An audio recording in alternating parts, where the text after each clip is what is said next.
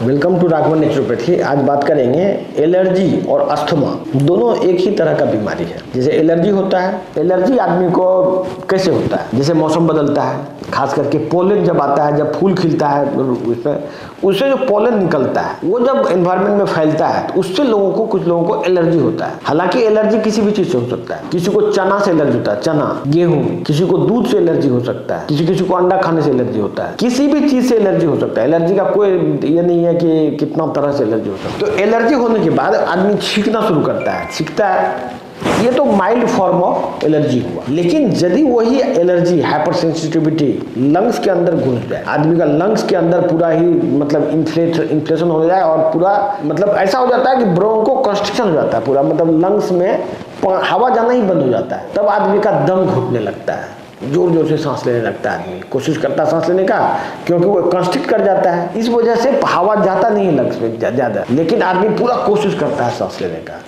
इसको बोलते हैं डिस्निया। और यही चीज होता है दम्मा में। बीमारी शुरू होता है एलर्जी से, थोड़ा भी बात हुआ, छींक आया, एकदम दम फूलना शुरू, इसके बाद फिर वो कुछ नहीं कर सकता है। उसके लिए फिर डॉक्टर उसको स्टेरॉयड और ब्रोंको डायलेटर देते हैं। लेकिन ये बीमारी शुरू कैसे होती है इसके बारे में कोई बात नहीं करता। ये जो दम्मा है, दम्मा का बीमारी है, ये कभी भी हो सकता है। देखिए किसी को दम्मा जाड़ा में ज्यादा हो सकता है, वही किसी आदमी को गर्मी में दम्मा हो सकता है, लेकिन प्रायः ये जाड़ा में ज्यादा होता है, क्योंकि ठंड के प्रभाव से भी ब्रोंको कंस्ट्रिक्शन होता है। जैसे ठंडा हवा गया अंदर तो लंग्स का जो ब्रोंकाई है वो सिकुड़ जाता है। एक तो हवा ठंड की वजह से भी कम जा रहा है और दूसरा एलर्जी भी हो गया उसको, तो ठंड में ज्यादा सीरियस ये बीमारी दिखता है, गर्मी में उसको ही बीमारी कम सीरियस दिखेगा। लेकिन ये बीमारी शुरू कहाँ से होती है? ये शुरू होती है इम्यून सिस्टम से। इम्यून सिस्टम में जब आप खाना भोजन करते हैं तो भोजन के साथ आप जो ले रहे हैं कार्बोहाइड्रेट और ये अननेसेसरी का भोजन, जेनेटिकली मॉडिफाइड फूड, ये सब जो खा रहे हैं जिसमें न्यूट्रिशन नहीं है, न्यूट्रिशन विहीन भोजन है, उसमें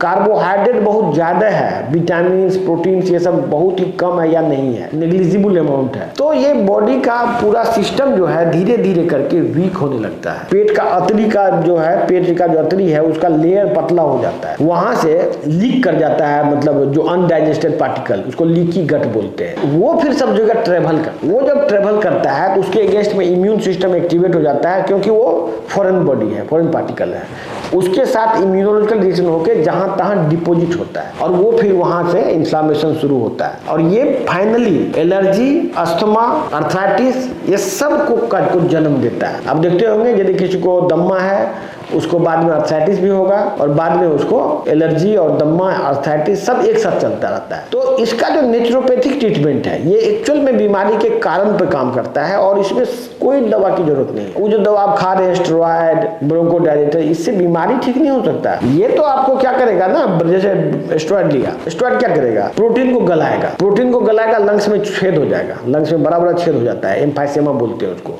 लंग्स में जब बड़ा बड़ा छेद हो जाएगा तो अल्टीमेटली आप बाद में फिर आपका इलाज होने लायक पेशेंट रहेगा नहीं। लंग में जब छेद हो जाता है टेम्पोररी रिलीफ मिलता है, क्योंकि ब्रोंको डायलेट हो जाता है, लंग में छेद करके ही डायलेट कर दिया तो थोड़ा देर के लिए रिलीफ मिलेगा, लेकिन फाइनली आपको उससे अल्टीमेटली इससे मतलब बहुत खतरनाक स्थिति पर बाद में हो जाता है। नेचुरोपैथिक उपचार में बेसिक बीमारी का इलाज होता है जिससे बीमारी ठीक हो। इसीलिए आप यदि एलोपैथिक में इलाज करा रहे हैं तो उसमें जितना जल्दी है उस इलाज को छोड़िए और नेचुरोपैथ के पास जाइए। हमारे नेचुरोपैथ जहाँ भी बैठते हैं उनको दिखाइए।